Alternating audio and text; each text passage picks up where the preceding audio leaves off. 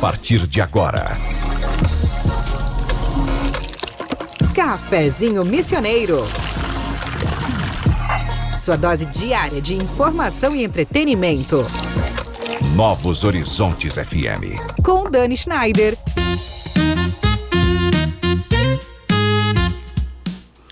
Muito boa tarde, minha gente querida. Hoje, quinta-feira, 4 de dezembro, dia de cultura, arte e daqueles encontros que fazem a gente criar raízes e, ao mesmo tempo, reinventar o jeito de olhar o mundo.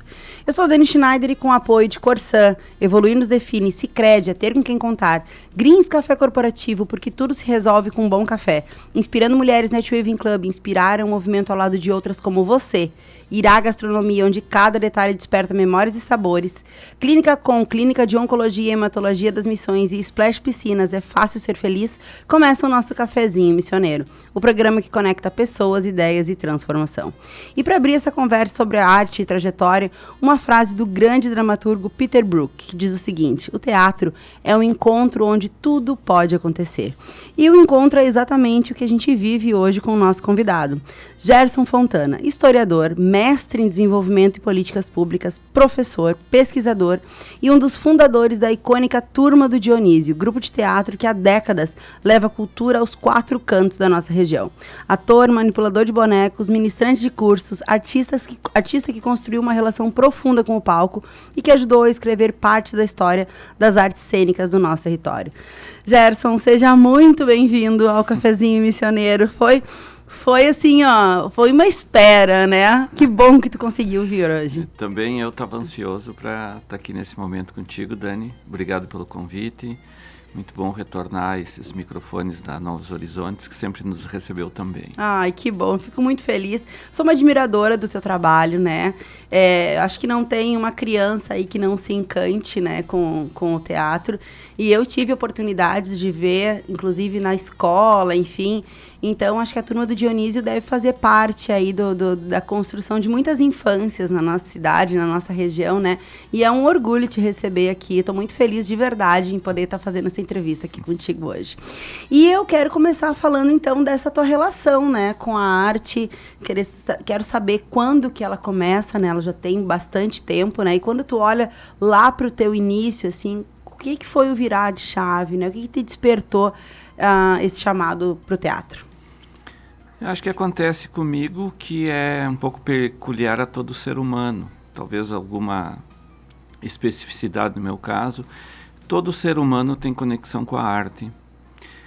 Seja no fazer, seja no contemplar, ou assistir, né? Fruir, como se usa hoje, essa terminologia. E porque o ser humano, desde que é humano, né? A gente tem um período em que o ser humano passa a se conectar com o simbólico, a ter o simbólico na sua vida. E a partir daquele momento em que as coisas que você faz para viver, comer, trabalhar, se vestir, né, já não bastam mais, você vai para o que está além daquilo. E a dimensão simbólica, ou seja, a representação do que é esse viver, a representação do estar no mundo, em forma estética, né? Porque há também na parte da ciência a representação desse mundo com pesquisas, né? Essa representação passa a fazer parte do ser humano e ele tem necessidade de criar. Então a criação, e a criação artística em especial, é uma necessidade humana desde sempre. Há 80 mil anos o ser humano cria arte. Para ser mais específico, há 78 mil anos é a primeira obra de arte encontrada. Então acontece comigo isso. Algumas pessoas, então a especificidade que talvez tenha comigo e com um grupo de pessoas, né, é que eu passei a fazer também, profissionalmente até, que é mais específico ainda. Mas todo ser humano no dia a dia se conecta com isso. Seja na parte estética, que é uma dimensão da arte, que é um campo de estudo da filosofia, né, a estética, ou seja, como se compõem as coisas na sua forma, né, na sua apresentação, nos seus conteúdos, de cores, de proporção, né, enfim. E isso é uma coisa que o ser humano, desde sempre também, desde as pinturas corporais, do modo de trabalhar o cabelo. Você vai ver que cada cultura tem essas especificidades, que são o campo da arte, né? Os cantos religiosos, ou os cantos dos povos originários todos, né? As músicas que vão se criando, as pinturas rupestres, né? Então eu, desde criança, como toda criança, me conecto com a arte, porque a criança vive na dimensão simbólica. Depois aí dos 6, 7 anos que nós começamos a separar isso. E eu nasci no meio rural, numa escolinha que meus pais eram professores, num tempo que não tinha essas tecnologias de agora, nem luz elétrica, nem transporte, nem nada, e nem televisão. E essas coisas artesanais eram o campo do saber e o campo do fazer. Uhum. Então a gente fazia muito teatro na escola, como uma coisa do cotidiano, assim. Então eu comecei a fazer lá, ainda no fundamental. Depois aí dar um salto, vim para o meio urbano, que eu sou do interior daqui mesmo, né? Do que é hoje São Miguel das Missões. E quando entro na universidade, no primeiro mês dentro da faculdade, estavam formando um grupo de teatro. E eu tinha feito aquelas peças quando criança, tinha assim me dedicado muito à poesia, que era uma coisa, né, poesia das missões, que estou ali no berço, né, do que é reconhecido como missões, que são as ruínas de São Miguel. Sim. E aí então eu sabia que eu tinha uma conexão com quando foi fundado esse grupo na universidade, que é anterior à turma de Dionísio, eu entrei desde o primeiro dia e nunca mais parei. Que legal. Então começou assim, acho que esse germe lá do início, e depois um fazer, que aí eu entro num grupo e passo de ator a coordenador de atividades desses encontros, a diretor de teatro e outras atividades que vão surgindo, como a dramaturgia e teatro de bonecos e outras formas. Eu fico aqui te ouvindo, né, e pensando que, de fato, a arte faz parte de um pouco de cada ser humano, né, mas não são todos que conseguem reconhecer isso, né, e entender que daqui a pouco, não, posso fazer, ou, né, tenho jeito para isso. Porque eu acho que o artista, ele é, assim, ó, quase que um ser inatingível, sabe? Eu olho vocês, e vocês artistas, né? Porque, assim, eu acho que eu sou uma artista frustrada, sabe?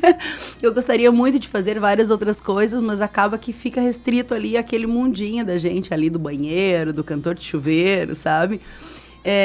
Porque eu te ouvindo falando assim, não, todo mundo pode, mas nem todo mundo consegue, né? Porque é uma coisa muito característica, assim, muito particular dos artistas, assim, porque parece tão simples quando vocês fazem, porque é uma coisa que parece que é de vocês, né? A coisa do dom, enfim, mesmo que a filosofia explique de alguma forma, eu acho que tem uma coisa mais divina aí que acaba deixando, assim, os artistas num outro patamar, sabe? Eu tenho uma visão, assim, muito peculiar nesse sentido. Como eu disse, talvez de uma artista frustrada. E aí tu falou um pouco da universidade, enfim, tem aí essa formação em história, tem essa formação em políticas públicas. Como que tu começou, como que tu primeiro conciliou tudo isso com a arte, né? E em que momento tudo isso converge no artista que tu é e na arte que tu cria? Na verdade, assim, eu sou, então, fundador desse grupo universitário, né? Nós trabalhamos 5 anos nesse grupo universitário e como os fundadores, de fato, que já trabalhavam aqui na cidade há uma década com teatro, no ano seguinte à fundação foram embora da cidade, ficou um grupo de jovens ali que tinham entrado no primeiro ano coordenando o grupo. Eu estou entre essas pessoas. Uhum. E durante 5 anos, um pequeno núcleo de um grupo bem numeroso, que em média aí tinha 20 pessoas todo ano, montava uma peça que chegava aí para o final do ano, metade do segundo semestre, estreava, apresentava. Ano seguinte o grupo quase se desfazia, ia procurar outro texto e dentro da faculdade ainda, que é na atual URI, nós fazíamos uma busca, né, uma chamada para novos integrantes e o mesmo processo se repetia. Então se começou a manter aí durante esses anos uma turma. Entendi. Uma turma que permanecia. Essa turma dá nome depois à turma do Dionísio. Ah, que legal. Dionísio vem da mitologia grega, é o deus do teatro na mitologia grega, onde está, digamos, a nossa origem ocidental para o teatro como espetáculo. Faço só um parênteses, o teatro existe também de várias formas. A forma de espetáculo é uma apenas, né? todas as procissões, os cânticos e danças, todas essas manifestações que existiram e existem ainda, autônomas, em que não há diferença de espectador e público, isso é teatro. Que o teatro é o fazer alguma coisa com ou diante dos outros, né? A palavra grega, inclusive, teatro, é o que se vê, é coisa interessante para se ver, é só isso. Né? Então é o lugar que se vê alguma coisa. Entendi. Tá? Que depois vai dar nome ao prédio, porque inicialmente é feita num vale, na Grécia. Então, dessa dimensão aí mitológica, né, da Grécia, a gente tira o segundo nome do grupo, que é Dionísio. E esse grupo, a partir da metade, então, lá dessa existência, esse núcleo dessa turma começou a pensar, eu inclusive, a fundar um grupo profissional. Nós éramos um grupo estudantil, né, universitário. E foi isso que fizemos, em 4 pessoas. Eu, Gerson Fontana, Paulo Menezes, Dalmir Ledur e Celso Acker. Nós fundamos a turma de Dionísio, que daqui a pouquinho, em janeiro próximo, vai completar 40 anos ininterrupto. Né? Então, vem daí, essa primeira faculdade que eu fui fazer era no campo das ciências exatas, era um curso chamado Ciências Naturais, Química, Física, Biologia, Matemática. Eu não concluí esse curso. E depois eu volto em função do próprio teatro, que eu entendi que uma das áreas que eu queria fazer peças eram temas históricos. Então eu começo a pesquisar a história, em especial a história das missões, que é o tema que a gente mais tem peças montadas, que eu mais tenho textos escritos, não montados também. E aí o teatro e essa necessidade de pesquisa me empurra de volta para a faculdade. Aí eu fui para a Unijuí fazer uma faculdade de História. E aí isso foi um divisor de águas para mim, porque além da faculdade de História, da formação, eu também criei uma certa autonomia para pesquisas. Claro. Porque as nossas montagens sempre estão inseridas num projeto que inicia com uma pesquisa. Essa pesquisa pode ou não se concretizar num texto de teatro. Esse texto pode ou não se concretizar numa montagem. Mas sempre que a gente, digamos assim, vai montar uma peça, tem uma pesquisa inicial que dá embasamento, tanto histórico ou do contexto, também estético, cultural, né? Depois a escrita do texto, porque nós escrevemos os textos, e depois aí um projeto mais detalhado, que é quanto tempo e quantas apresentações queremos dessa peça e para quem e aonde. Mesmo que isso não seja atingido, mas está lá escrito, né, que em determinado período nós vamos fazer tantas apresentações.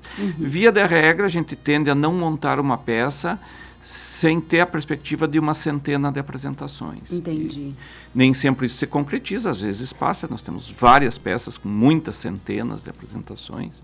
Já estamos chegando a 3.000 apresentações. Ia perguntar isso agora, se tu tinha esse quantitativo. Então, essas coisas todas, meu aprendizado em outras áreas, né, que eu também, por muito tempo, a gente só mantinha a companhia. Um grupo profissional é difícil de você dizer exatamente o que é.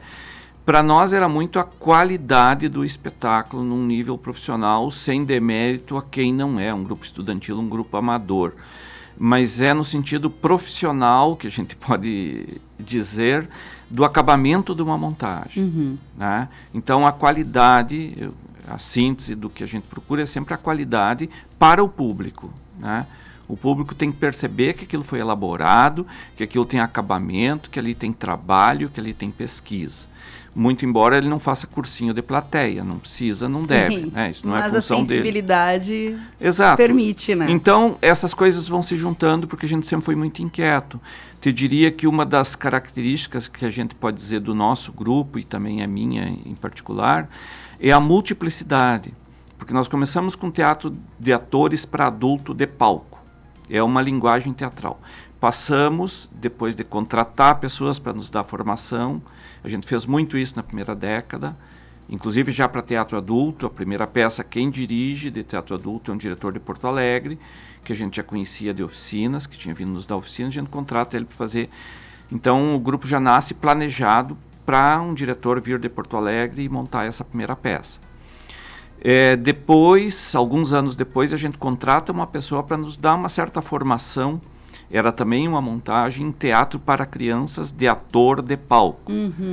Mas depois a gente parte para o teatro de rua, também de ator. Em seguida para o teatro de bonecos, teatro de máscara. Fiz formação em teatro de sombra também. Então a gente tem peça montada que é inteiro um espetáculo de teatro de sombra. Então isso tudo vai se juntando. Quando é o caso de pesquisa histórica, eu utilizo essa ferramenta, mas eu fui também bancário, fui, né, balconista, né, comerciário, enfim, serígrafo, tenho várias outras coisas que sempre estão, motorista e diretor. Então, essas coisas todas vão se juntando e esse programa de pesquisa que eu te falo que a gente sempre tende a pesquisar novas áreas. Fazendo um parênteses, quem conduz o trabalho há bastante tempo, assim, que faz o centro de todo esse trabalho, sou eu e a Maristela Marasca. A Maristela é da área da filosofia, ela foi professora de filosofia há muito tempo, também na Universidade de Juí. E um dos campos do estudo da filosofia, como eu dizia antes, é exatamente o da estética, que mas assim, estuda o conteúdo das obras de arte, né? Então, o que são as obras de arte, além de outros fundamentos. Então, essas áreas são sempre parceiras para qualquer pesquisa. Sim. Né? A história da arte, no que a gente insere esse espetáculo, onde que ele está, que linguagem a gente usa, isso tem conexão com o que da história. Sim. Esse trabalho prévio já define, de algum modo, o que a gente vai fazer depois. Perfeito. Gerson, eu ficaria te ouvindo horas aqui, mas agora são 13h22, a gente vai fazer o nosso intervalo rapidinho aqui no Cafezinho Missioneiro, com o apoio da Corsã, Sicredi, Greens Café Corporativo, Inspirando Mulheres Net Weaving Club, Irá Gastronomia, Clínica Com e Splash Piscina Santo Ângelo. Na volta a gente vai conversar sobre a turno do Dionísio hoje, repertório, criações e a força da arte na vida de quem faz e de quem assiste. Fica com a gente.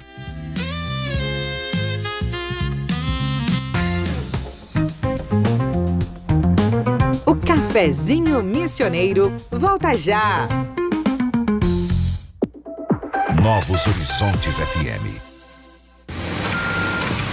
Te liga, meu Rio Grande! Esgoto tratado é futuro garantido. As obras da Corsã podem mexer com a rotina agora, mas pense no resultado. Esgoto coletado corretamente e os protegidos é mais saúde para todos. O incômodo da obra passa, mas os benefícios ficam para sempre. Saiba mais em teliga.corsã.com.br. Corsã, nossa natureza movimenta o Rio Grande. Greens Café. Qualidade em cada xícara. Leve o diferencial da Greens Café para sua empresa, porque onde tem um bom café, grandes negócios acontecem. Descubra mais em nosso Instagram, @greenscafé. Todo fim de ano a gente cuida mais dos outros. Tem doação de brinquedos, de tempo, de atenção. Parece que o mundo desacelera e a gente lembra do que realmente importa. As pessoas. E é assim que a gente se conecta, através de pequenas ações que geram grandes impactos. Cooperar é da nossa natureza. Que em 2026 a gente continue acreditando na cooperação para transformar vidas. Sicredi é ter com quem contar. No coração de Santo Ângelo, o Irá Gastronomia convida você a viver experiências únicas à mesa. Jantares especiais toda semana, rodízio de pizzas de terça a sábado e um espaço encantador, perfeito para celebrar momentos inesquecíveis, como mini weddings, aniversários e batizados. Irá Gastronomia, onde cada detalhe é pensado para despertar memórias e sabores. Mas baixe! O verão tá chegando quente que nem brasa de churrasco e tu ainda não tem uma piscina Splash? Te organiza, vivente! A temporada começou e a Splash te espera em Santo Ângelo, Santa Rosa, Ijuí e Ibirubá, com qualidade IG, garantia e aquele atendimento bagual. Aproveita o verão do jeito certo, che, porque quem tem Splash não derrete. Mas que barbaridade! Cuidar é o primeiro passo para viver melhor.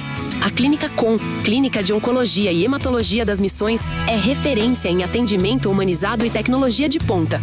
Com especialistas em oncologia, hematologia e oncogenética, a Com oferece tratamento completo, seguro e acolhedor para pacientes de toda a região. Porque cada vida merece atenção, respeito e esperança. Clínica Com, compromisso com a saúde, ciência e cuidado com você. Saiba mais em oncomissões.com.br ou @oncomissões. Você sabe o que é netweaving? É aquela conexão que vai muito além do networking. É sentir que não estamos sozinhas, é trocar experiências e caminhar lado a lado abrindo novas portas. Foi por isso que nasceu o Inspirando Mulheres Netweaving Club. Nosso contato é @inspirandomulheres.club ou pelo WhatsApp 11 98804 4171. Estamos de volta com Cafezinho Missioneiro. Agora são 13h27, a gente está de volta com o apoio da Corsã, Sicredi, Greens Café Corporativo, Inspirando Mulheres, Netweaving Club, Irá Gastronomia, Clínica Com e Splash Piscina Santo Ângelo. Hoje a gente está conversando com o ator, pesquisador e fundador da Turma do Dionísio, Gerson Fontana. Gerson, eu quero trazer um pouco a nossa conversa, então, para uma questão quase que política, né? Do cenário cultural, porque, assim, são 40 anos fazendo arte, né? E tu passou por muitas fases, né? Dessa questão cultural aqui na nossa região, no nosso país. O que tu enxerga de mudança, de evolução no cenário cultural, desde que tu começaste o grupo até agora? O que tu viu em torno dessas 4 décadas? Do ponto de vista institucional e mais geral, eu penso que a cultura, há 20 anos pelo menos, ela está na pauta da sociedade. Uhum. Ela não estava antes. Uhum. Sem me alongar aqui, mas o primeiro Ministério da Cultura do mundo é criado na França depois da Segunda Guerra. Quando o ser humano percebe que aquilo que se fez das 2 grandes guerras mundiais, que já vinham de revoltas locais na Europa especialmente, levariam ao que se levou daquela tragédia de 12 milhões de mortos, um cheiro de cadáver por toda a Europa, um desrespeito absoluto a qualquer condição humana, passou a se entender que o que pode dar sentido para a vida, dentre algumas outras coisas, não é um enfrentamento, mas é a valorização do que o ser humano tem de mais potencial, que é a sua cultura, ou seja, cultura no sentido amplo aqui, como ele vive. Uhum. Que cada geografia, cada lugar, cada grupo social vive de um modo. Uhum. Então, para valorizar isso, se institucionalizou isso por meio dos Ministérios de Cultura. A partir daí, nas décadas seguintes, os países foram criando seus Ministérios de Cultura. Da primeira década, a maioria dos países, os países mais desenvolvidos todos. O Brasil vai criar só em 85 aqui, o Ministério da Cultura, e então não existia órgãos de cultura nos estados e municípios, mas não com a dimensão que tem hoje. Sim. Por exemplo, o estado de São Paulo, desde ali da Semana de Arte Moderna, de 22, com todo aquele movimento que tem, o município de São Paulo, o estado de São Paulo, alavanca um pouco essa ideia de institucionalidade e de reconhecimento do que são nossos elementos culturais. Né? Mas a partir, especialmente da virada do milênio, aí, com a entrada do Gilberto Gil, em especial no Ministério da Cultura, tendo vivido na Europa, especialmente em Londres, onde ele vai pegar muita influência, ele vai dar um redimensionamento para a visão de cultura que nós temos no plano institucional. Então, eu diria, a maioria dos órgãos de cultura, dos órgãos públicos, estados e municípios, são criados a partir desse momento. E hoje é uma raridade você encontrar um município que seja, todos os estados têm, um município que seja sem um órgão de cultura. Uhum. Talvez não uma secretaria, mas algum órgão de cultura. Até pela institucionalidade que hoje você tem por meio das leis de cultura. Sim. Né? Então, isso é uma mudança que eu percebo que te dá um lugar na sociedade que antes você não tinha. Então, nós temos uma empresa, a Turma do Dionísio. Quando chegava, a coisa mais simples, chegava num hotel, qual é a tua profissão? Empresário. Uhum. Hoje eu digo artista, ninguém estranha. Uhum. Isso Sim. se estranhava muito. A percepção, é claro que a gente passou por um período pregresso aí recente, em que o artista voltou a ter um ataque muito forte assim, na nossa sociedade brasileira. Mas isso eu imagino que tenha assim, diminuído bastante e a percepção já é outra, até porque ele está instalado em toda a cidade. Não há um evento sem arte, não há um convívio dominical sem música, sem ligar a rádio para ouvir uma música, ouvir, né? Não há uma atividade familiar que seja que você não tenha um quadro para expor uma obra, embelezar as coisas, né? Isso está reconhecido também na sociedade. Do ponto de vista profissional, também se profissionalizou. Nesse meio tempo, o Ministério do Trabalho, por exemplo, no Brasil, reconhece várias profissões das artes como profissões e tem lá o seu registro. Então, o ator, já a partir de quase anos 80 ali, já tem o seu registro profissional. Uhum. Então, eu tenho meu registro de ator no Ministério do Trabalho para poder trabalhar. Uhum. Mas é uma grande quantidade de profissões das artes. Sim. E isso passou a ser institucionalizado e você pode, então, dizer que você é também profissionalmente. Sim. Isso passa por uma outra leitura da sociedade. Então, eu acho que assim, as artes passam a ter um lugar que não tinham, elas são aceitas e reconhecidas por toda a sociedade, né? Eu acho que essa é a principal coisa que não era antes. Sim. E aí, quando a gente fala, como a gente falava no nosso intervalo agora, desta questão do reconhecimento da cultura e da arte enquanto desenvolvimento econômico, né? Enquanto fomento mesmo de recursos, enquanto gerador de nota fiscal dentro dos estados, dos municípios, né? Como que tu encara isso com esses números que tu me trouxe antes? Eu gostaria que tu reforçasse isso agora para os nossos ouvintes.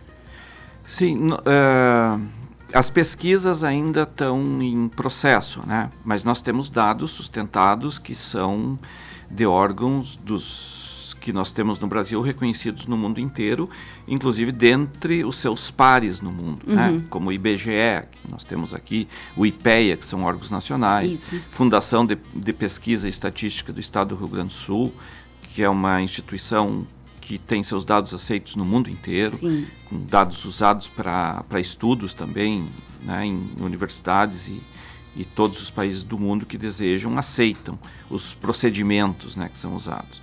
Então, nós somos formalmente 5 milhões de trabalhadores da cultura no Brasil, 300 mil empresas da área da cultura no Brasil, um PIB, ou seja, a riqueza que a cultura gera, acima de 3%, alguns estados e alguns lugares, especialmente aqueles com maior fluxo turístico, porque do turismo no mundo, 50% do PIB é gerado pela cultura. Olha aí. Porque as pessoas vão ver show, vão comprar livros, vão ver cinema, vão consumir artes e atividades culturais, comprar um artesanato, né, vão mover a cultura. Cidades como o Rio chegam a 6-7%. Aliás, a cidade do Rio é uma cidade que tem quase um modelo, um modo de procedimento de como você faz essa pesquisa do campo da economia da cultura, que é uma área específica, né? Sim. No estado do Rio Grande do Sul, nós somos 30 mil empresas, e o PIB também da cultura não é gerado só por aquelas pessoas da empresa e da economia da cultura diretamente. Por exemplo, uma pessoa que não trabalha profissionalmente, no sentido de viver disso, sempre que ela faz um espetáculo, uma apresentação, mesmo que não vise lucro nem nada, ela está movimentando a economia da cultura, né? Tudo que ela compra, uma escola de dança que vai fazer uma apresentação, compra figurino, compra roupa, compra, né, as pessoas vão ao evento, consomem lanche, tudo isso movimenta o PIB da cultura, porque se não tivesse aquele evento, não teria aquele consumo, aquele gasto. Excelente, acho que é sempre importante a gente reforçar isso, né? Porque mesmo que nós tenhamos hoje muita legislação que fortaleça, né, a cultura, parece até que a gente está fazendo um trocadilho, mas a cultura e a legislação, elas precisam andar juntas, né? A mudança de cultura no aspecto cultural mesmo da sociedade, né? De vislumbrar a arte, e reconhecer ela, né, como um gerador, né, como fomentador econômico, como qualquer outra profissão, enfim, e é uma conquista isso, né, Gerson? Foram anos aí até chegar onde nós estamos hoje. E isso perpassa também pelas escolas, e vocês têm um trabalho muito grande também, né, junto das escolas, enfim, eu conheci a turma do Dionísio através da escola que eu estudava, né, que papel que tu enquanto professor também, né, e já fez aí muito trabalho nas escolas, na comunidade, que papel tu entende que a educação tem no fortalecimento da identidade cultural, principalmente aqui na nossa região? Tem uma conexão muito grande na região da arte com as escolas. Aqui mesmo na cidade, se nós percebermos, o meu grupo nasce de uma escola, que é uma universidade, né, a partir do que tinha ali de um grupo. E a geração seguinte, com todos os artistas de teatro que estão em atividade em Santo Ângelo, posterior ao meu grupo, a turma do Dionísio, nosso grupo, todos têm ligação com as escolas. Sim. Então a Pepe Company, do Pepe, o Luciano Rodrigues, o Douglas Barbosa, todas as pessoas, os primeiros aqui com o Odão, o Douglas com Missões, em grupos teatrais das escolas. E esse é o legado que a arte praticada nas escolas está trazendo também para a sociedade, além daquela parte da formação humana que ela pode contribuir. Bom, do ponto de vista da turma do Dionísio, nós temos mais de 500 apresentações em Santo Ângelo, né? Felizmente é a cidade na qual a gente mais apresenta. Que bom. A segunda é a nossa capital, Porto Alegre, até pelo porte, né? Sim. A gente faz muita temporada lá. Sim. Mas aqui a gente, dessas 5, 6 centenas, que já deve estar chegando a 6 centenas, a maioria é em escolas. Então é um local privilegiado para nós. Ontem mesmo, te falava, nós estávamos no palco de uma escola de um bairro aqui da cidade, e já fizemos várias escolas esse ano aqui na cidade, em projetos próprios, ou no caso como ontem, uma atividade institucional. E desse modo também a gente acha que contribui com a formação das pessoas. Faço um parênteses, nós também sempre acreditamos na arte como 2 fundamentos, além de outros. Uma delas é o conhecimento, né? Outra é a diversão, é o lazer. A diversão nesse sentido amplo, quer dizer, você não vai chegar na frente de um quadro, de uma escultura e gargalhar, porque não é diversão no sentido necessariamente da comédia, mas da diversão no sentido do prazer que aquilo te causa, né? O impacto que aquilo te causa. Então, essa dimensão estética precisa causar alguma coisa na vida da pessoa para que ela faça conexões. Isso acontece na minha vida. Essa peça parece minha vida. Esse cara fez uma música que é aquele romance que eu tive, ou aquela passagem que eu tive com a minha mãe, que seja, né? Sim. Então precisa ter essa conexão, né, da vida das pessoas. E o conhecimento, porque ela não é necessariamente. A arte não salva ninguém. Ela é aquilo que aquelas pessoas que estão fazendo fazem. Então ela pode ser uma coisa muito negativa do ponto de vista do que aceitamos socialmente, pode trazer informações que nós não gostaríamos que fossem propagadas, né? Preconceituosas, inclusive, né? E nós vemos isso também. Né? Mas cada um, digamos assim, é autor da sua própria vida e da sua própria arte. Então a arte não salva ninguém por ser arte. Sim. Mas ela tem a potência de ser, de tocar as pessoas e de contribuir com a formação delas. No teatro em geral, essa é uma preocupação que nós temos, e ela é muito refinada no teatro para crianças, né? Então sempre nossas peças para criança passam por uma análise, passam pelo convite de pessoas especializadas, seja na área da psicologia, da pedagogia, para conversar com a gente, para ler o texto. Invariavelmente nós chamamos essas pessoas para contribuir conosco e depois ouvir as crianças. E aí, nós sempre ouvimos elas. Né? Certamente o retorno é sempre muito positivo, né? Porque eu tenho, assim, como fala, gatilhos positivos quando eu penso nisso, né? Na diversão com gargalhada mesmo, né? Com alegria, trazendo o que a gente tem de mais gostoso que a criança tem, né? Que a criança é. E como ela se manifesta, né, na frente do artista, enfim, em geral. Acho que quando vocês fazem isso voltado para as crianças é de fato muito marcante, né? E a pedagogia explica que as crianças aprendem muito mais com emoção, né? E elas gravam muito mais com emoção. Então, certamente, vocês ficam aí de legado, né? Na vida dessas crianças pelas quais vocês passaram e passam até hoje. Pode falar? Não, a gente também sempre que pode contribui com o fazer teatral nas escolas. Por exemplo, nesse ano mesmo, a gente fez algumas oficinas de apoio a uma atividade que tem no Colégio Missões. Que eles têm lá nas disciplinas eletivas que eles têm, né? Eletivo é um termo da faculdade, né? Mas eles têm uma atividade com um grupo de alunos que se dedicam a um grupo de teatro lá dentro. Sim. Né? E a gente é chamado, eu estudei no Missões, não só por isso, mas tenho um carinho muito especial e um respeito muito grande pelo que esses professores, esse grupo e essa escola, além de outras, estão fazendo. E a gente tenta contribuir porque a gente sabe isso que você falava, a arte tem muito a contribuir. Por exemplo, nos campos mais práticos assim da vida, da memória, do relacionamento interpessoal, da verbalização, do diálogo, da compreensão, né, do pensar uma coisa e conseguir verbalizar. E isso é uma prática que você precisa exercitar. Sim. E a atividade teatral é uma prática. Ela só pode se desenvolver por meio da prática. Sim. E a quantidade de habilidades que se desenvolve é infinita, né? Como tu acabou de falar. Exato. A educação das emoções, a gente pode usar esse termo, né? Sim. Você se confrontar com personagens que são diferentes, ou que você não gostaria, aquela coisa de, eu odeio esse personagem. É legal você fazer para entender a perspectiva dele e também para não ser igual, né? Pronto. Dominar as emoções, conseguir controlar esse fluxo que às Sim. vezes vem de ímpeto, mas que nós podemos agir sobre ele, né? Perfeito.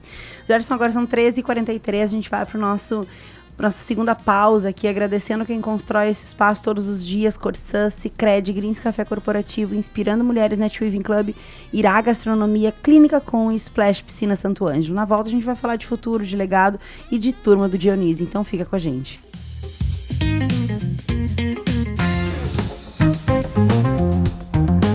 O Cafezinho Missioneiro volta já!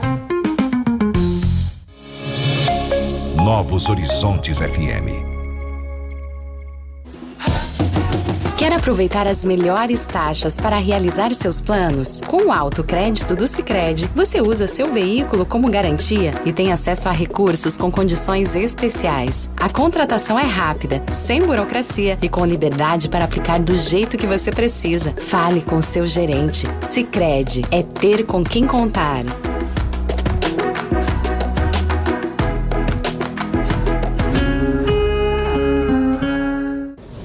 Transforme o ambiente da sua empresa com o sabor e a qualidade do Greens Café. Cada xícara oferece uma pausa estratégica para recarregar energias, promover conexões e valorizar momentos. Alugue ou adquira sua máquina de café e proporcione uma experiência premium a colaboradores e clientes. Greens Café. Mais produtividade, mais sabor, mais resultado. No coração de Santo Ângelo, o Irá Gastronomia convida você a viver experiências únicas à mesa. Jantares especiais toda semana, rodízio de pizzas de terça a sábado e um espaço encantador, perfeito para celebrar momentos inesquecíveis, como mini weddings, aniversários e batizados. Irá Gastronomia, onde cada detalhe é pensado para despertar memórias e sabores. Te liga, meu Rio Grande! Esgoto tratado é futuro garantido. Em muitas ruas da tua cidade, as obras da rede de esgoto da Corsã já foram concluídas, enquanto outras ainda estão em andamento. Se na tua rua já tem a rede pronta, não perca tempo. Conecta teu imóvel. É tua vez de fazer parte dessa transformação. Faça a conexão e informe pelo 0800 646 6444. Corsã, nossa natureza, movimento Rio Grande. Mas Baxé, o verão tá chegando quente que nem brasa de churrasco e tu ainda não tem uma piscina Splash? Te organiza, vivente. A temporada começou e a Splash te espera em Santo Ângelo, Santa Rosa, Ijuí e Ibirubá, com qualidade IG, garantia e aquele atendimento bagual. Aproveita o verão do jeito certo, che, porque quem tem Splash não derrete. Mas que barbaridade! Você sabe o que é netweaving?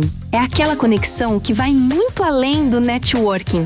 É sentir que não estamos sozinhas, é trocar experiências e caminhar lado a lado abrindo novas portas. Foi por isso que nasceu o Inspirando Mulheres Netweaving Club.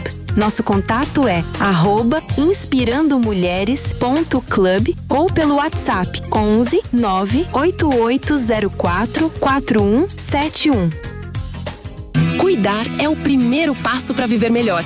A Clínica Com, Clínica de Oncologia e Hematologia das Missões, é referência em atendimento humanizado e tecnologia de ponta. Com especialistas em oncologia, hematologia e oncogenética, a Com oferece tratamento completo, seguro e acolhedor para pacientes de toda a região. Porque cada vida merece atenção, respeito e esperança. Clínica Com, compromisso com a saúde, ciência e cuidado com você. Saiba mais em oncomissões.com.br ou @oncomissões.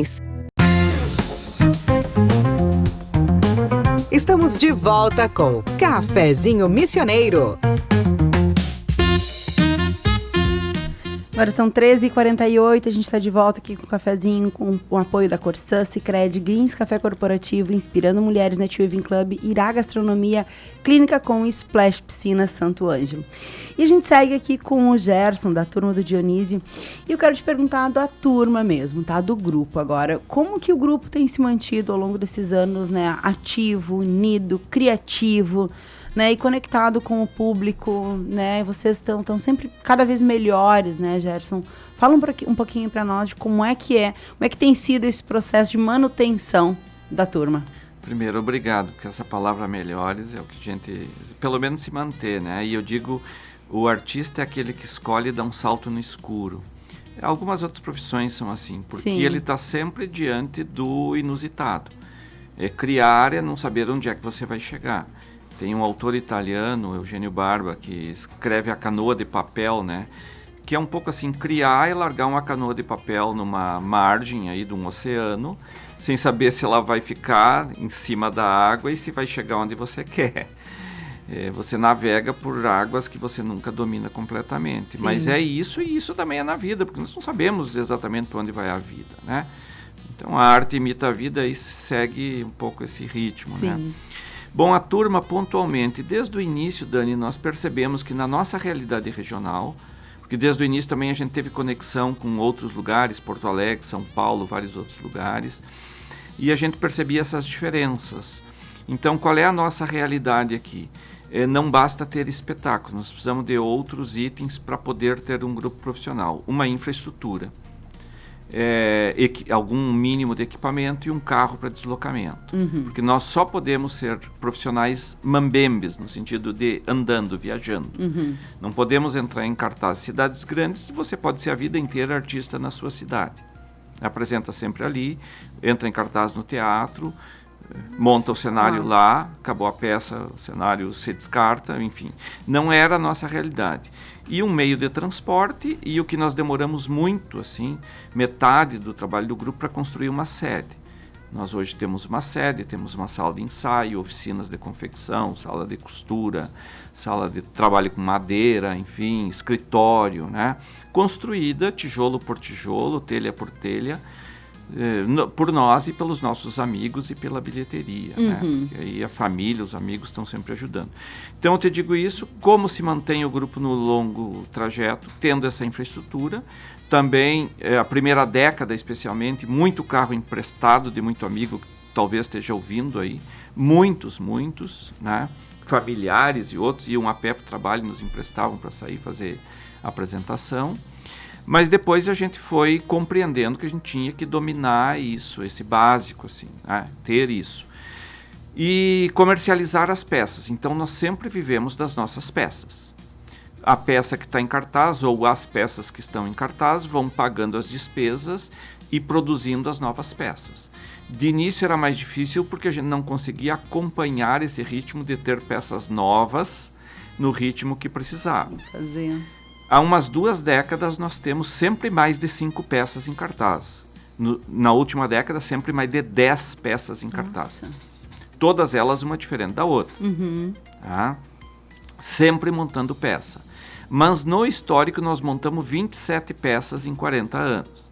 Então a cada ano e meio a gente consegue ter uma peça nova.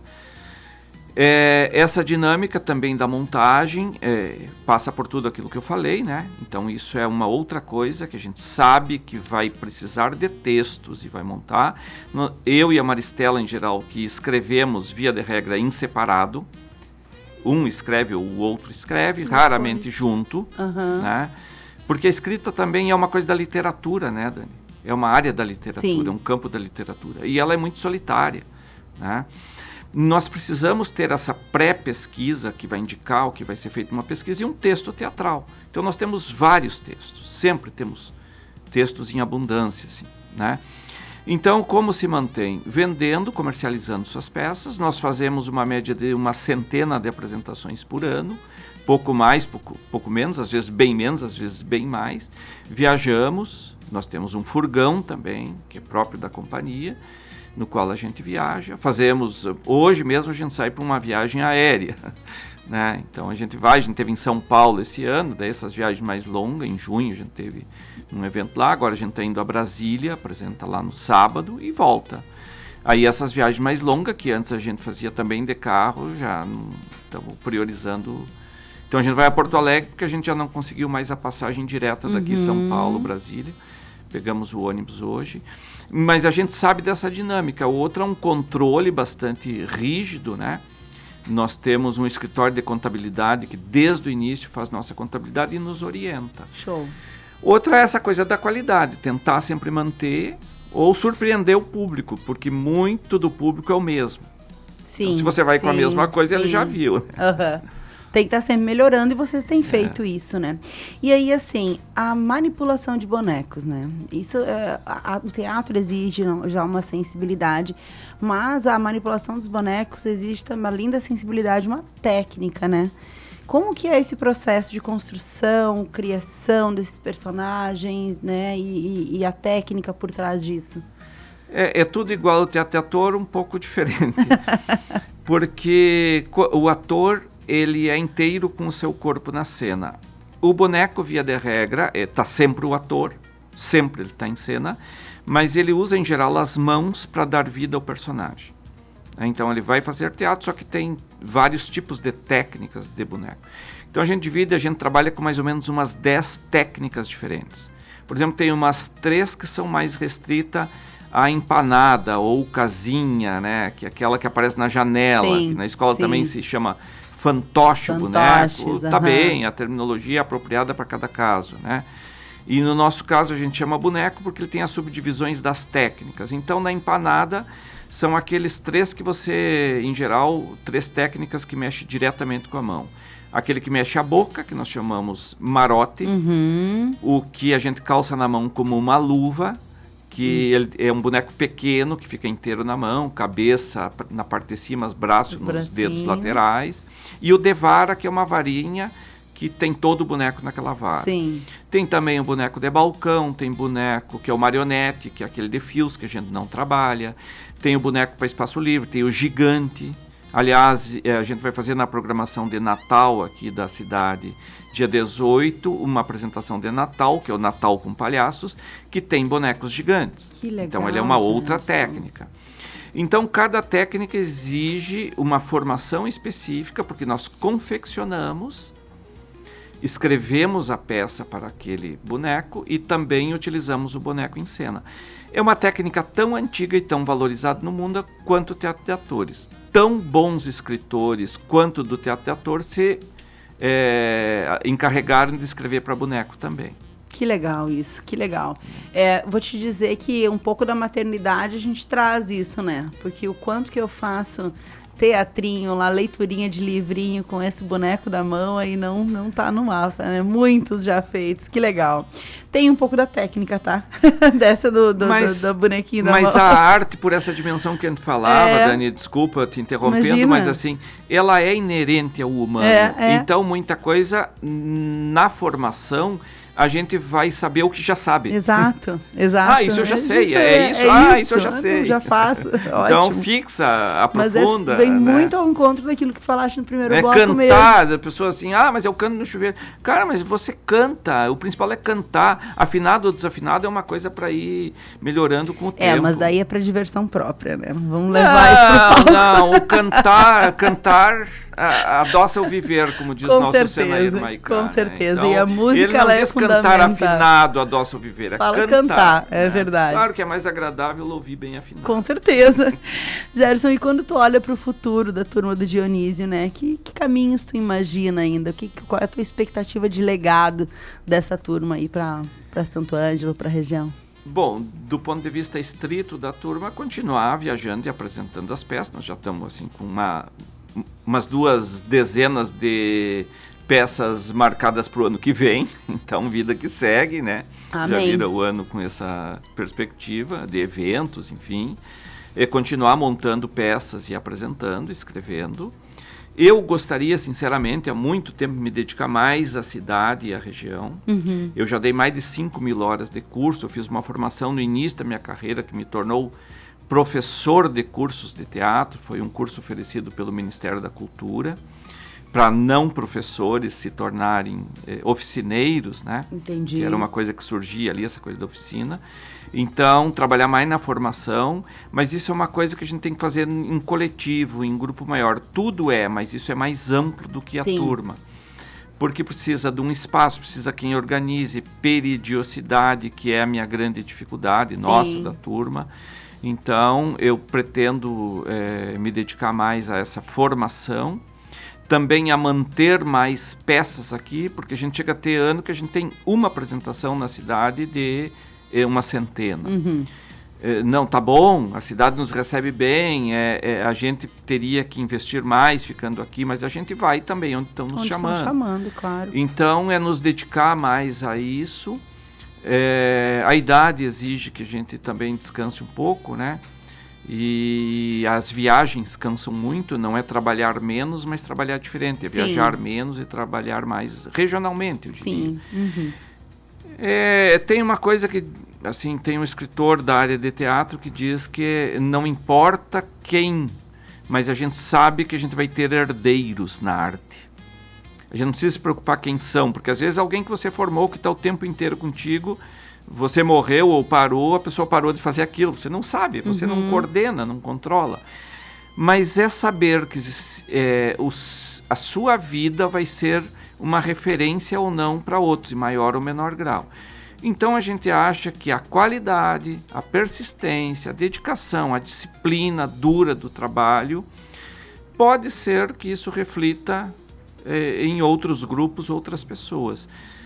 Eu faço um parêntese, nós somos os continuadores